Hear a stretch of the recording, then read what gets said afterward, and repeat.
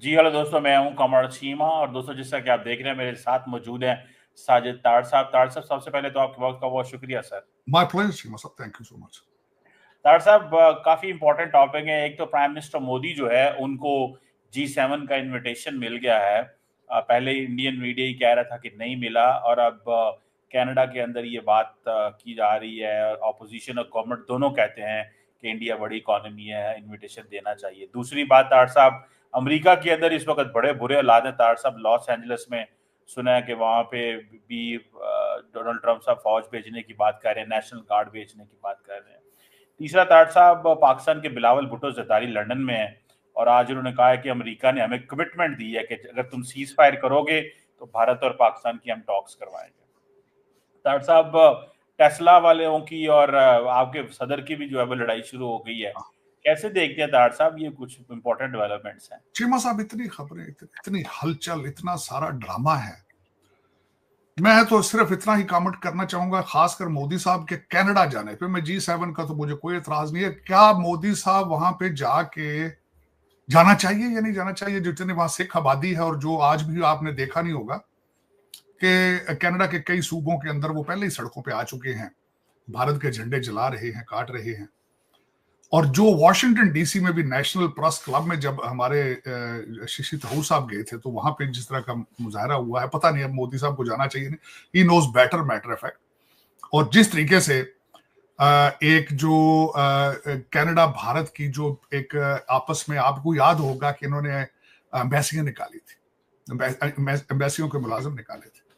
Trudeau साहब ठीक है, फार लेफ्ट में होंगे, लेकिन इस वक्त भी जो वहां पे नए सदर इलेक्ट हुए हैं वो कंजर्वेटिव नहीं है, या इतना बड़ा, देखे ना, इतना बड़ा रिस्क वो भी नहीं ले रहे थे कि मोदी साहब को इनवाइट किया जाए। लेकिन ठीक है, चले, जाना चाहिए। India is a huge economy.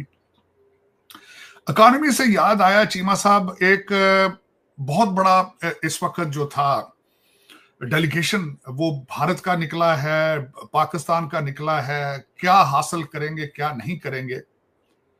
मैं सिर्फ दो चार चीजों पे देख रहा था। मुझे जो इतराज है, और मेरी कुछ ओपिनियन, सबसे पहले तो देखने वाले कई कहते हैं शायद ये तब्दील हो गया। वो तब्दील इंसान होते हैं हालात के साथ, वाकयात के साथ। मैं हमेशा टू नेशन थ्योरी को अजीब नजर से देखता था, कंफ्यूज और नर्वस था। मैं हमेशा कंडेम ये इस तरीके से करता था कि इतना बड़ा बंटवारा हुआ है, और चीमा साहब उससे हासिल क्या हुआ है? पाकिस्तान के हवाले से कुछ भी हासिल नहीं हुआ था। लेकिन आज मैं शुक्र अदा कर रहा हूं चीमा साहब के पाकिस्तान बना है। इतनी आबादी, लोगों की खून के प्यासे, इतनी बड़ी आबादी, और जिस तरीके से चीख चीख के मीडिया पे ये नारे लगाए गए हैं कि इनको इनको मार दो, गले काट दो। आज बल्कि मैं चीमा साहब, इससे पहले भी शुरू ये करना चाहूंगा, बल्कि ईद मुबारक है आप सबको, कुर्बानी की ईद थी। लेकिन क्या बकरों की जरूरत होती है, या बैलों को या गांवों को जबा करने की जरूरत होती है? पाकिस्तान का मैं इस आज रेफरेंस देना चाह रहा था। ARY के एक एंकर ने अगले दिन एक बच्चे को टीवी पे लिया है चीमा साहब। ARY एक बहुत बड़ा टीवी चैनल, और उस बच्चे ने कहा है कि मेरे बाप की तनख्वाह 25,000 है, और हमारा बिजली का बिल 8,000, बिजली का 22,000 बिल आया, 8,000 सुई गैस का बिल आया। और बच्चा रोना शुरू।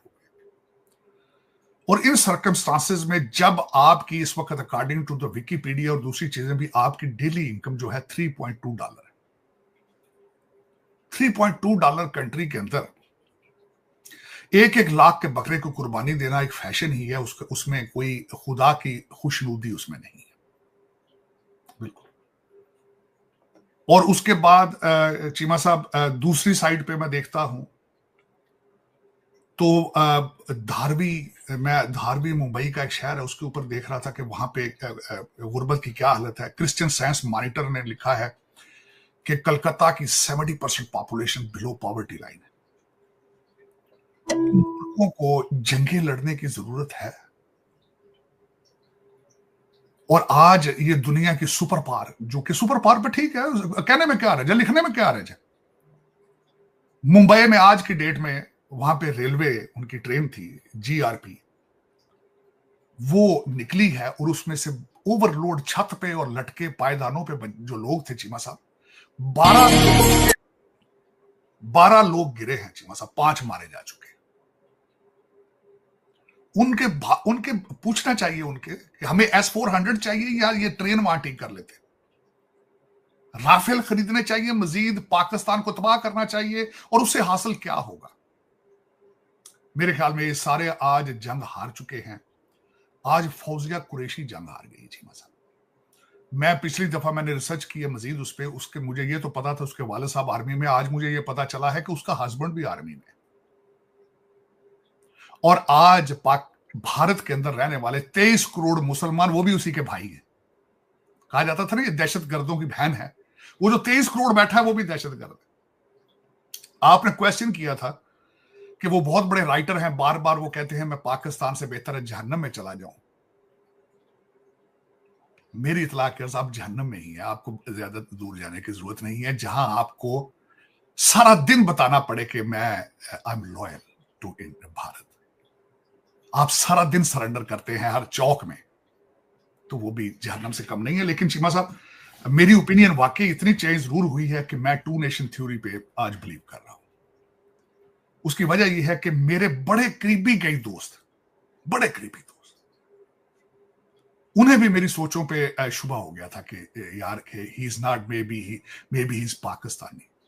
उन्हें भी शुबा हो गया था। मुझे अफसोस हुआ इस बात पर चीमा साहब, लेकिन चले कोई नहीं। ये कौम इन्हीं वजूहात की वजह से मैं छोड़ के वहां से भागा था चीमा साहब, उस रीजन को छोड़ के भागा था, क्योंकि I was not fit with them, चाहे जिस तरह भी। और चीमा साहब एक और बात है, मैं बार बार कल भी एक डिस्कशन में था, जिस तरीके से मुगलों ने आके यहां पे तबाही फेरी थी, आज चाइना, इजराइल, अमेरिका तबाही फेर रहा है, क्योंकि आप डिवाइडेड हैं।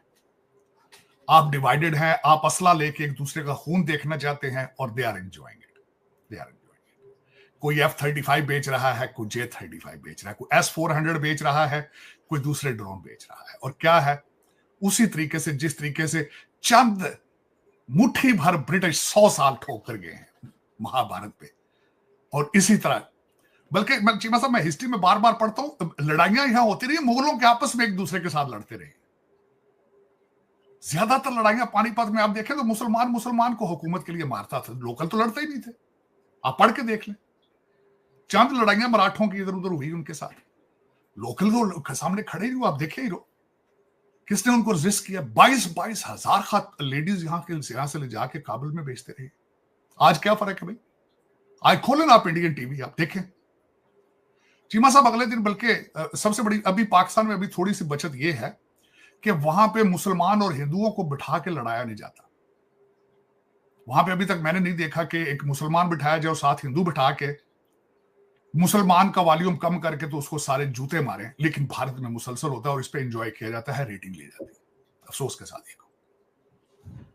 अगले दिन वहां पे दोबारा पर्चा हुआ है, किसी ने टीवी के ऊपर आके मुसलमानों के लिए बड़ी काबिल एतराज बातें की हैं, लेकिन कोई फर्क नहीं पड़ता ना, वो तो they have a right to do, और this is their political mandate कि 23 करोड़ मुसलमानों को जितने जूते मारोगे उतने ज्यादा वोट मिलेंगे। This is what it is. अफसोसनाक, लेकिन इससे आगे चलते हैं, it's not of my business.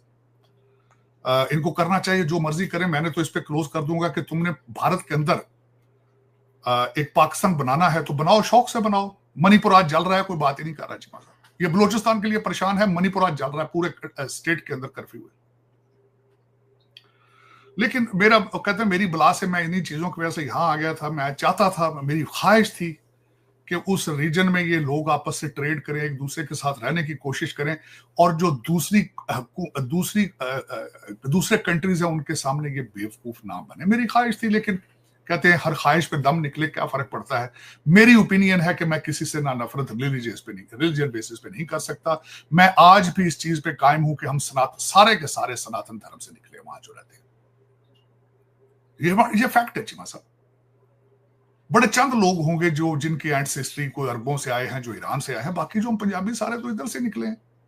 हाँ, लेकिन अब ये है कि हम एक दूसरे के खून के दुश्मन हैं, और इस सारी पॉलिसी में से तरक्की नहीं हो सकती। इस सारी पॉलिसी में से खून की नदियों से तरक्की नहीं होती। हार्मनी, जो जहां भी लोग कामयाब हुए हैं, वो तरक्की करी है, उन्होंने की है चीमा साहब हार्मनी से, एक दूसरे के साथ प्यार मोहब्बत से रह के। नाइजीरिया में चीमा साहब, मैं छोटी सी मिसाल दूंगा, अफ्रीका है, कोई इतना बड़ा तरक्की। चीमा साहब, एक चर्च गिरजा, सुबह गिरजा होता है, शाम को मस्जिद होती है। चीमा साहब, मैं कई नाइजीरियन फैमिलीज को जानता हूं, बाप क्रिश्चियन है, मां मुसलमान है। और दोनों अपने रिलीजन प्रैक्टिस कर रहे हैं। सिंगापुर मलेशिया में आप देख ले रहे हैं, कोई परवाह नहीं, कोई परवाह नहीं। ये आपका साथी मामला है, जो जिस मर्जी भगवान जिस मर्जी की आप प्रस्तुत करें, पूजा करें, आप नन ऑफ माई बिजनेस।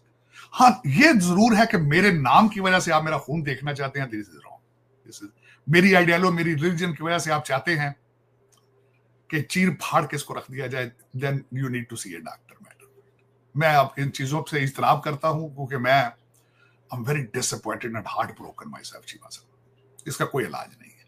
मैं बल्कि बार बार आज भी मैं इस चीज पे बिलीव करता हूं, कोई भी दुनिया का मजहब अगर आपको नफरत सिखा रहा है और ये सिखा रहा है कि दूसरे इंसान का गला काटो और भगवान या वाहे गुरु खुदा अल्लाह को आप खुश कर लोगे, it is not possible. This not, then you need something is wrong with your religion then.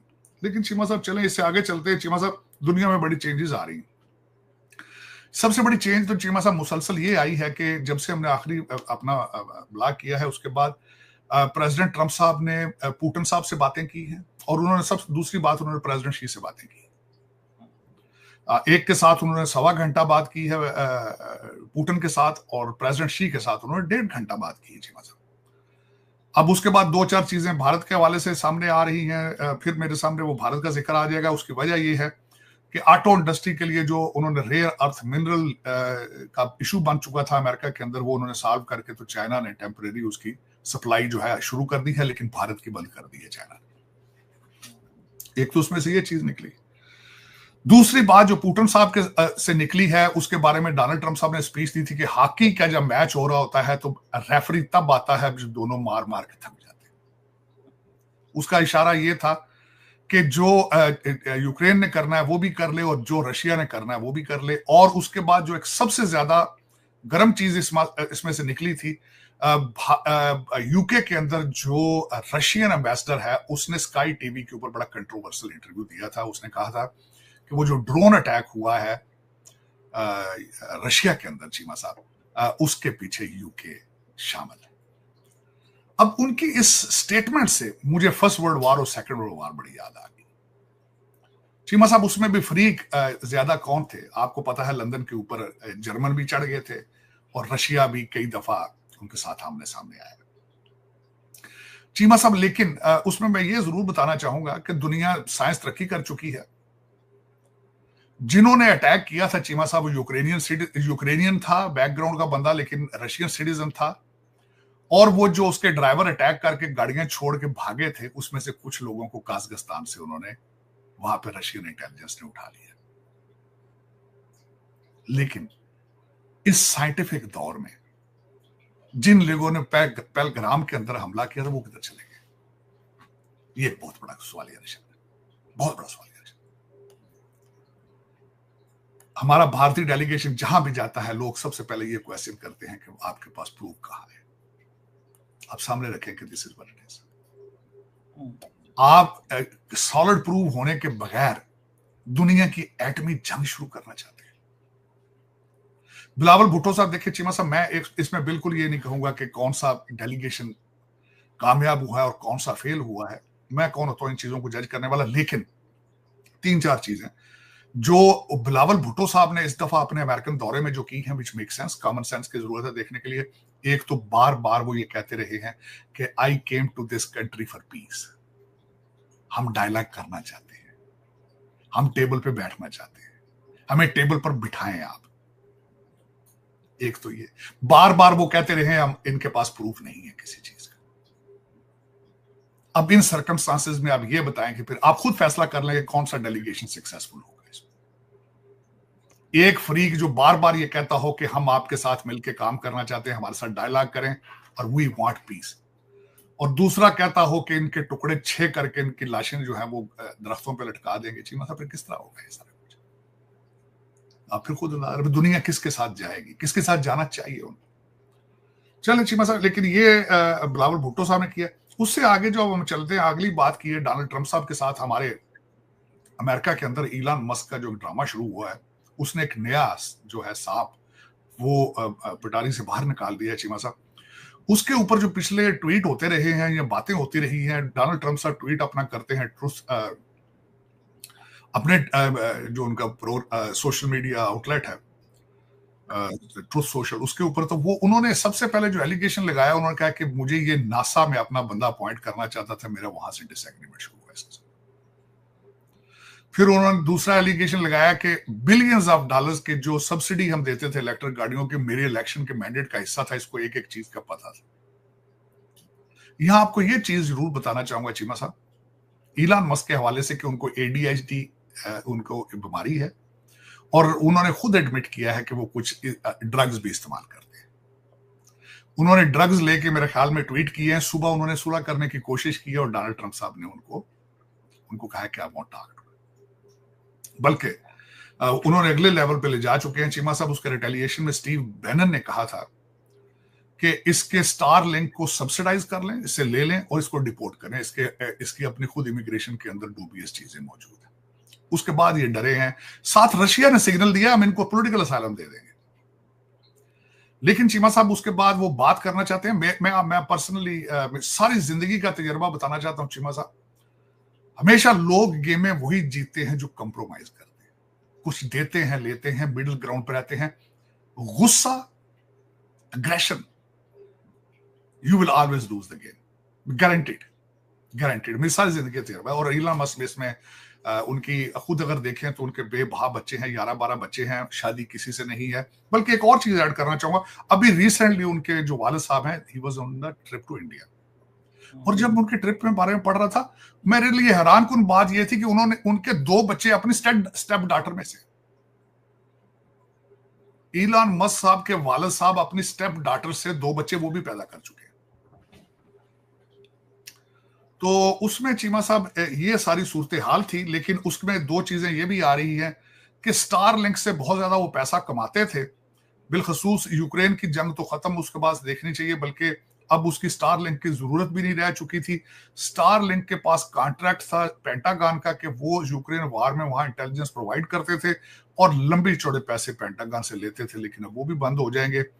और चीमा साहब, आई एम शॉक्ड कि इलान Musk lost $34 billion in one night. एक रात में उड़ गया $34 बिलियन, शेयर नीचे जम गिरे। दूसरी 2 चीजें चीमा साहब, पाकिस्तान के हवाले से इस ईद के ऊपर एक बहुत बड़ी चीज चली है कि पाकिस्तान का एक बड़ा अजीब एटीट्यूड वाला सियासतदान जो हमेशा मुंह में सिगार रखता था और उसका कोई सर पैर ही नहीं था, हर शख्स के साथ बदतमीजी से पेश आता था, उसको लोगों ने बच्चों की तरह रोते देखा, बच्चों की तरह रोते, कि उसमें आज उसको कोई पार्टी का बंदा काल का राजी नहीं कि तुम जिंदा होकर मर चुके हो। लोगों को इससे इबरत हासिल करनी चाहिए, एक अजीब ड्रामा देखा गया ये ईद के ऊपर, ये भी हुआ है। दूसरा, उससे अगली बात जो हुई है चीमा साहब, बांग्लादेश के अंदर डॉक्टर यूनुस साहब ने अगले साल अप्रैल में इलेक्शन का ऐलान कर दिया, और उसके बारे में कई लोग मायूस हैं, कई पार्टियां मायूस हैं कि 1 साल बहुत बड़ा पीरियड होता है, क्योंकि इन चीजों के अंदर तो एक दिन भी बहुत लंबा होता है। 1 साल के बाद किसने देखा है क्या होना क्या नहीं होना। लेकिन ये उस रीजन के अंदर चीजें हैं चीमा साहब। अमेरिका के अंदर हालात इस वक्त ये है, मैं बताना भूल चुका हूं चीमा साहब, लॉस एंजलिस जल रहा है। CNN और डेमोक्रेट ये कह रहे हैं कि ये पीसफुल प्रोटेस्टर थे और उन्होंने पुलिस की अनगिनत गाड़ियां जला के राख कर दी वहां पे, पीसफुल।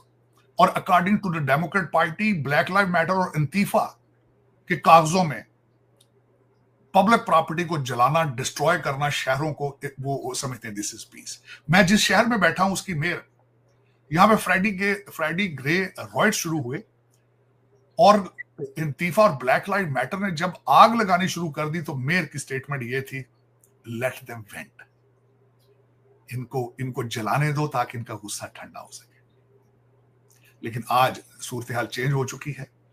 पहले नेशनल गार्ड को भेजा गया है और उनको कहा कि हाथों में लितर लेकर जाए, और फिर उसके बाद उन्होंने वहां पे मरीन भी भेज दिए और उन्होंने सारा सफाई करा दी है। लेकिन लॉस एंजलिस के जो मेयर, जो कि फ्यूचर कैंडिडेट भी बनना चाहते हैं प्रेसिडेंशियल, उन्होंने, और एक LBGT कम्युनिटी एक मेयर है उनकी, उन दोनों ने कहा है कि ये डोनाल्ड ट्रंप ने हमारे साथ ज्यादती की है, हम हमारे बच्चे अगर आधा शहर जला देते तो क्या ही बात।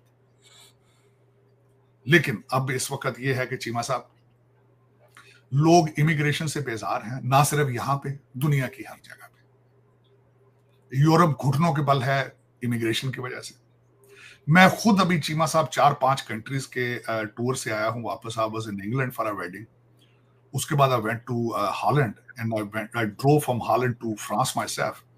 और मुझे देखने का मौका मिला है कि इमिग्रेशन ने, खासकर डेवलपिंग कंट्रीज से इमिग्रेशन ने इन मुल्कों में क्या दिया है, स्वाय डिस्ट्रक्शन, बर्बादी, तबाही है, कुछ भी नहीं दिया, कुछ भी नहीं दिया। अब्यूज करते हैं चीमा साहब, मुसलसल अब्यूज करते हैं हर चीज को। उनके वेलफेयर सिस्टम को अब्यूज किया जाता है, ट्रेनों को अब्यूज करना, हर जगह पे गंदगी, हर जगह पे जाके, और जाके बजाय खुद इंटीग्रेट करें उनके सिस्टम के साथ, इनकी ख्वाहिश होती है कि ये हमारे साथ इंटीग्रेट करते हैं। तो आज वो सजा झेल रहे हैं। यूरोप, अमेरिका के अंदर भी बहुत कुछ हो चुका है, हो रहा है। लेकिन ये कि अब देखें, 12 साल, मुझसे अगर कल किसी ने पूछा जी डोनाल्ड ट्रंप साहब कामयाब होंगे फेल होंगे, मैंने कहा 12 साल रिपब्लिकन पार्टी को दो तो फिर मैं इसका मतलब बताऊंगा। 12 साल ओबामा ने मेहनत की है अमेरिकन बच्चों को बताने के लिए, उनको ट्रेन किया है कि how to hate America, how to destroy America, how to do that. अब 12 साल रिपब्लिकन आके उसको बैलेंस करें, डोनाल्ड ट्रंप साहब के बाद जेडी वैंस और दूसरे लोग आके इसको बैलेंस करें, फिर मैं बताऊंगा कि कौन कामयाब रहा है। 4 साल में 12 साल का गंद साफ नहीं होता। ना डोनाल्ड ट्रंप साहब के पास काला बकरा है, ना जादू है। दूसरा चीमा साहब, पाकिस्तान के अंदर बकरे से याद आया, ये भी एक लतीफा ही, बकरे तो कौन बंदा याद आ सकता है, काले बकरा सिर्फ एक बंदा ही इस्तेमाल करता रहा। अब उसके बारे में चैन गोइयां है। एक बड़ा भरपूर वाकया में से मैं बर्दाश्त नहीं कर पा रहा, क्योंकि हमारा वो पुराना डिस्ट्रिक्ट था। चौधरी परवेज लाई साहब ने फरमाया है कि हो सकता है नून लीग वाले ये भी कह दें कि पाकिस्तान का ख्वाब जो है वो भी नवाज शरीफ ने देखा था, इलामा इकबाल ने देखा। मैं उसको ठीक करना चाहता हूं। आप बिल्कुल कह रहे हैं चौधरी साहब, आपने बिल्कुल सही फरमाया है। इस्लामाबाद का ख्वाब उस्मान बुज़दार ने देखा था, इस पाकिस्तान का ख्वाब मुराद सईद ने देखा। आप बिल्कुल सही फरमा रहे हैं। और मैं एक खातून का नाम नहीं लेना चाहता जो भाग गई थी बहुत ज्यादा पैसा लेकर, या वट्टू साहब का नाम नहीं लेना चाहता जिनकी बीवी भाग चुकी है। उन्होंने भी पाकिस्तान, हो सकता है उन्होंने ख्वाब देखा हो पाकिस्तान का। तो ठीक है, मैं अगले दिन हैरान था कि चौधरी साहब के खुद अपना एक फैमिली मेंबर भाग के जहाज पे गया था। अगले दिन पाकिस्तान में एक बड़े एक सीनियर जर्नलिस्ट ने वो रकम भी बताई है जितने पैसे को लेकर। बल्कि मैं नाजेबा बातें नहीं करना चाहता, उन्होंने उनकी फैमिली के जो उनकी दूसरी शादी है उसके बारे में भी जो उन्होंने इंकशाफात किए हैं, उसमें पाकिस्तान के ख्वाब नजर नहीं आते। जी बुजुर्ग है, मैं क्या कहूं। लेकिन 2-4 चीजें मैं करेक्ट करना चाहता हूं। कैदी नंबर 804 को आप कायदे आज़म के साथ कंपेयर नहीं कर सकते, बिल्कुल नहीं कर सकते। और दूसरा ये है कि नौज बिल्ला, वो तो बहुत अगले लेवल पे ले जा चुके हैं उसको, क्योंकि this is a religious cult, this is not a political party anymore. I don't recognize them, क्योंकि वो पॉलिटिक्स में हिस्सा नहीं लेना चाहते। वो कहते हैं हमारे मर्जी के जज हो, मर्जी का जर्नैल हो, ते गड़ियां चला जा यार, फिर रिमोट हो हाथ जो बे तो बनी गाला तो बैक है तो ऑपरेट करे। तो चीमा साहब उसमें ये, this is not the politics, this is not a democracy, you can call that dictatorship. तो ये है इसकी स्टोरी चीमा साहब। अब देखें कि इस रीजन में आगे कौन जा रहा है, आगे कौन बढ़ रहा है। इस वक्त अगर देखा जाए पाकिस्तान के हवाले से तो 2-4 चीजें पाकिस्तान की फेवर में जा रही हैं, वो भी मेरा ख्याल है, क्योंकि जो ये इसके बाद हुआ है, इसमें जो चाइना की जीत हुई है और पाकिस्तान ने जिस तरह इसमें किया है, उसमें एक बड़ी सबसे बड़ी बात मेरे लिए सिग्निफिकेंट थी कि शहबाज शरीफ साहब की गाड़ी का MBS को चलाकर लेके जाना सऊदी अरेबिया में तय हुआ जमीन है। और दूसरा ये था कि चाइना का इस अब लेटेस्ट दूसरे मजीद तैयारे देना, वो भी फ्री देना। और उसके बाद इस जब से हमने बात नहीं की चीमा साहब, अगले दिन जब German chancellor was in the white house, जिसमें वो डोनाल्ड ट्रंप साहब के ग्रैंडफादर का बर्थ सर्टिफिकेट भी लेकर आया, वहां पे फिर डोनाल्ड ट्रंप साहब ने पाकिस्तान की बात कर। मैं जहां तक सोच रहा था कि he is playing with it, उसने छेड़ बना ली। उन्होंने एंड पे ये भी कहा, maybe some people don't like it when I said that, क्योंकि उन्हें पता है कि some people don't like it. तो वो बार बार कह रहे हैं चीमा साहब, मेरे ख्याल में अब बहुत ज्यादा दफा वो इस चीज का जिक्र हो चुका है, लेकिन दूसरी तरफ से मुसलसल ये थर्ड पार्टी और there was no third party. लेकिन चलें, ये फिर देखने वाले, जिस तरह के वहां पे मीडिया चैनल हैं, जिस तरह का सेंसरशिप है, वहां पे लोगों ने अंदाजा ही लगाना होता है चीमा साहब, उस कंट्री के अंदर वहां पे मुसलसल एक सेंसरशिप है। जो भी बात करता है उठा लिया जाता है, FIR हो जाती है उसके ऊपर जो बात करता है।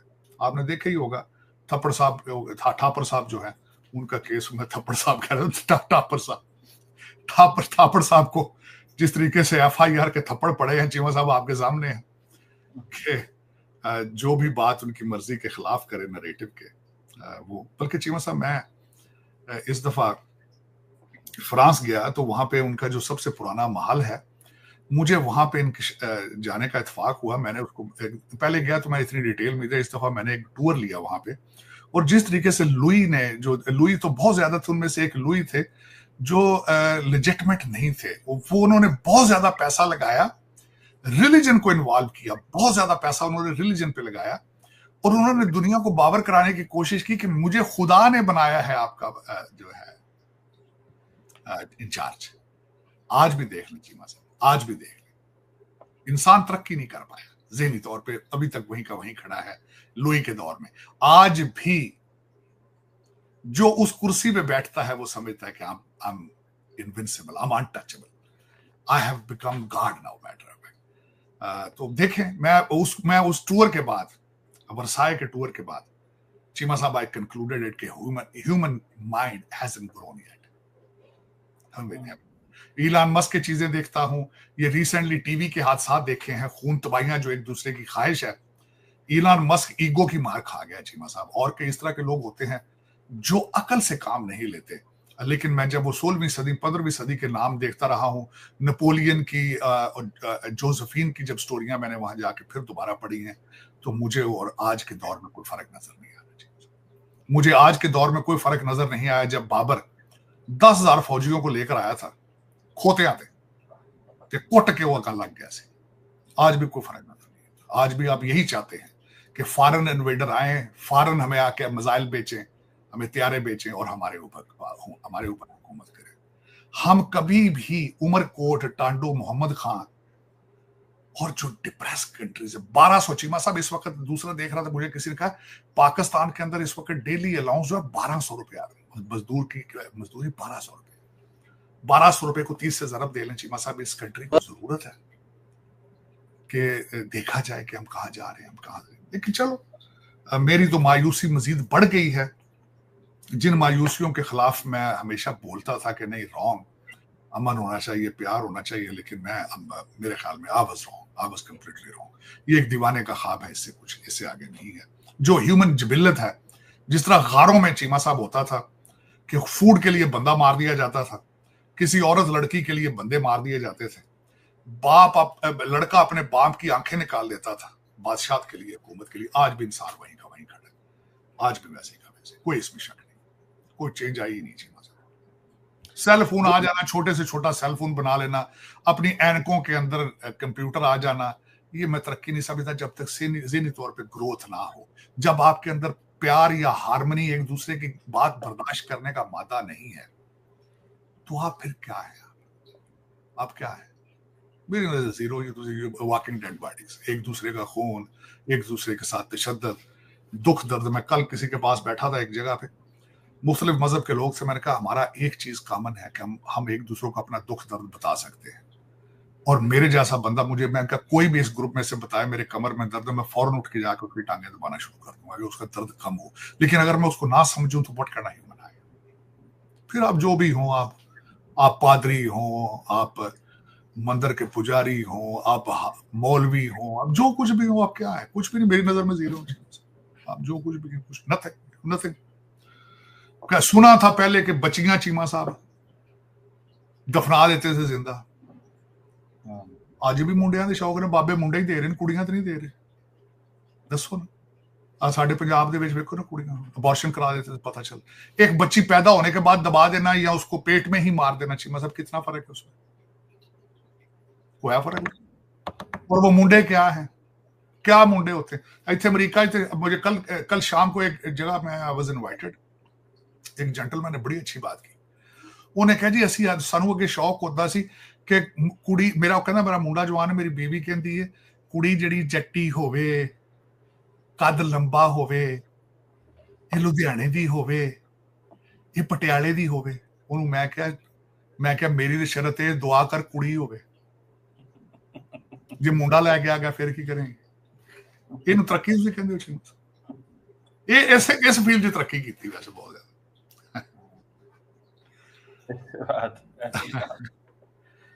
डॉक्टर साहब ये एक कमेंट जरा थोड़ा सा अगर ये कर दें, जयशंकर साहब वो गए हुए हैं ब्रसल्स के अंदर और कैंपेन इंडिया ने तेज कर दिया पाकिस्तान पे। वैसे कहते हैं कि हम जो है वो डीहाइफनेशन है, हम पाकिस्तान को डिस्कस नहीं करना चाहते, लेकिन खुद ही जाके डिस्कस कर रहे हैं। इस पे क्या कमेंट करेंगे क्या? और बिलावल भुट्टो ने आज एक बात की है, मैं आपको चाहता हूँ उस पर जरा कमेंट कर दें।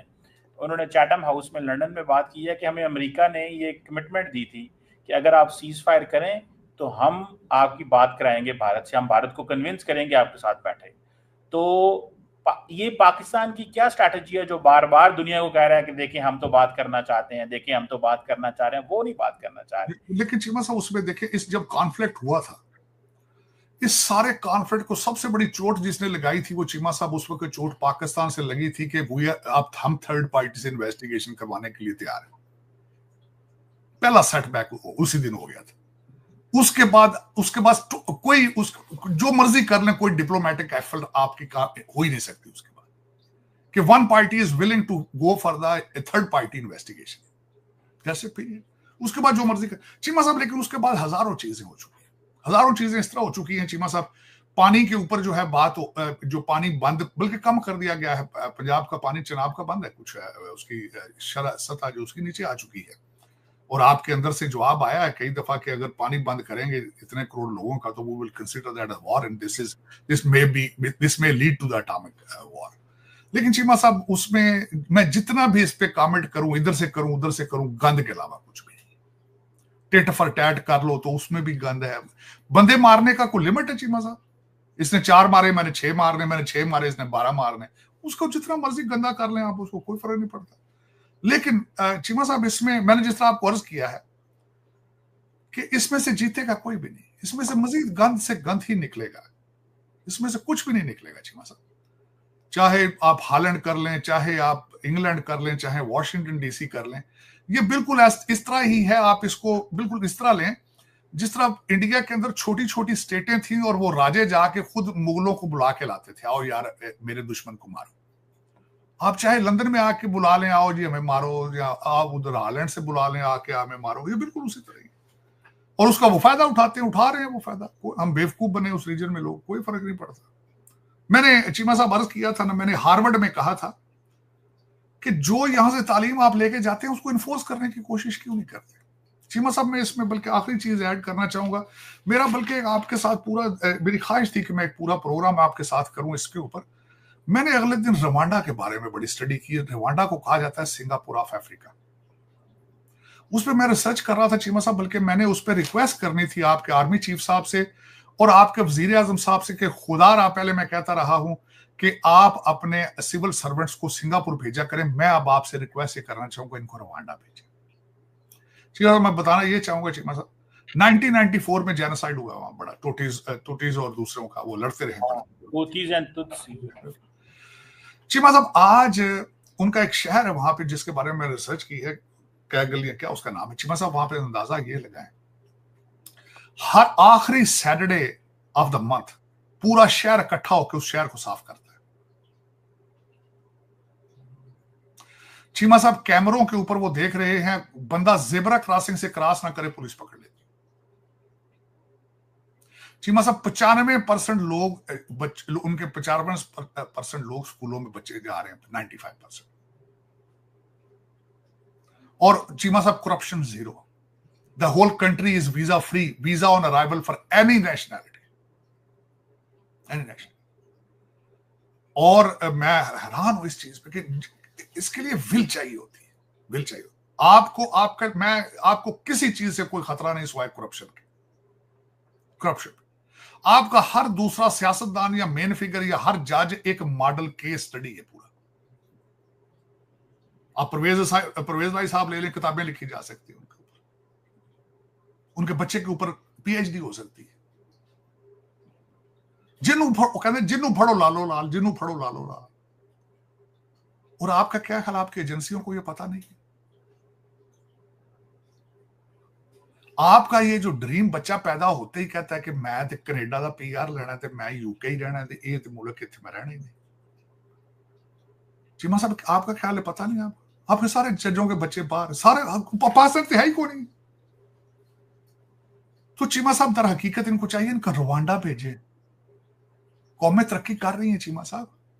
हमें जो आप ये कहते हैं ना कि अब तरक्की नहीं हो रही, तरक्की कर रहे हैं लोग, मुसलसल कर रहे हैं।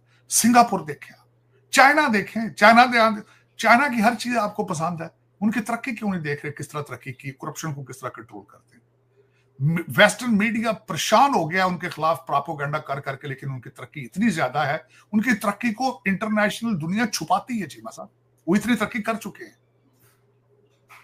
इतनी तरक्की चाइना कर चुका है कि दुनिया is not compatible with them anymore. वो इतना आगे जा चुके हैं चीमा साहब। वहां पे जो बंदा फ्रॉड करता है वो ना रेलवे का टिकट ले सकता है ना जहाज का टिकट ले सकता है। आप इन्फोर्स करके देख लें, आपकी भी खत्म हो जाएगी चीज। साढ़े जहाज ही बंद हो जा रहे थे, साढ़े जहाज किसी बहरे ही नहीं कर रहा। चीमा साहब आपको कानून इतने ज्यादा पहले मौजूद हैं, इन्फोर्स नहीं कर रहे हैं। अगले दिन आपने कहा है कि जो बाहर से डिपोर्ट होकर आएगा उसका 5 साल पासपोर्ट नहीं बनेगा। तो मैंने क्या कहा था, मैं क्या पासपोर्ट रेट महंगे हो जाएंगे। लेकिन चले चीमा साहब, हाँ, पूरा उस रीजन के अंदर, ये नहीं मैं कह रहा, पूरे रीजन की हालत ये है। आपके वो राफेल जहाजों के बारे में इतराज नहीं किया गया कि राफेल जहाजों के ऊपर इतराज ये किया गया कि उनकी क्वालिटी कम करके पैसे ले लिए गए थे, करप्शन थी। मैं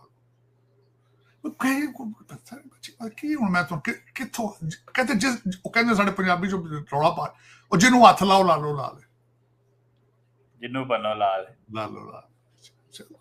बिल्कुल कोई नहीं चीमा साहब, मेरे दुआ खैर ही हो सकती है, लेकिन ये कि बचने के हालात कोई नहीं। उस रीजन के अंदर तबाही है, उनकी किस्मत में तबाही लिखी जा चुकी है। ऐसे ही। Thank you very much, Sajid Taher sir. It's always a pleasure talking. Thank you.